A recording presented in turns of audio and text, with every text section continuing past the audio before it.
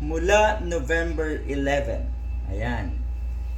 So, magdadalawang buwan na, o dalawang buwan na, mahigit. Dalawang buwan na pong nagtatago etong si Bato de la Rosa. At alam niya sa sarili na siya ay pwedeng maaresto kahit anong oras or anumang oras. Noong una, tinatanggi pa yan na itong si Bato. Diba? Tapang-tapangan pa yan na hindi daw siya kayang hulihin ng ICC. Ay kung hindi pala, ay bakit ka nagtatago? Kung alam mo pala na wala talagang warrant of arrest, ba't ka nagtatago? Ang sinasabi pa ng abogado na si Bato, kinukumpirma lang daw nila kung totoo talaga yung warrant of arrest. At marami na nga nagkumpirma na totoo ang warrant of arrest na itong si Bato de la Rosa. Totoo, may mga kopya na ang DILG Secretary at ang iba pa.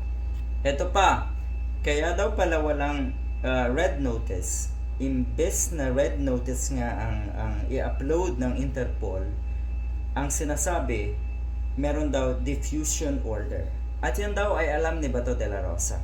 Alam ni Bato kung ano ang ibig sabihin na itong order na ito. Na ang ibig sabihin daw, hindi malalaman. Gugulatin.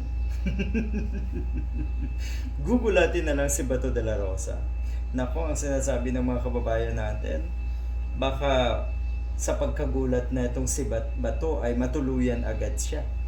Doon pa lang sa pag-aresto sa kanya. Malaki ang takot ng isang Bato de la Rosa sa kanyang pagka-aresto. Malaki ang kanyang takot. Nakikita niya kasi at alam niya ang kalagayan ni Digong. Alam niya ang hirap ng kalooban ng pamilya ni Digong.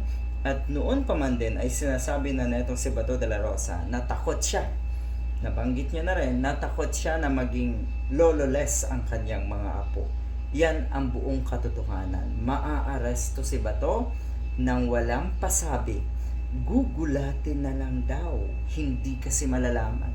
At ulitin ko yung mga ganyang proseso ay alam ni Bato, kaya daw siya ay nagtatago. Sigurado din daw na alam na ng ICC at ng Interpol ang kinalalagyan, ang pinagtataguan na itong si Bato de la Rosa. Hindi mo sila malilinlang, Bato.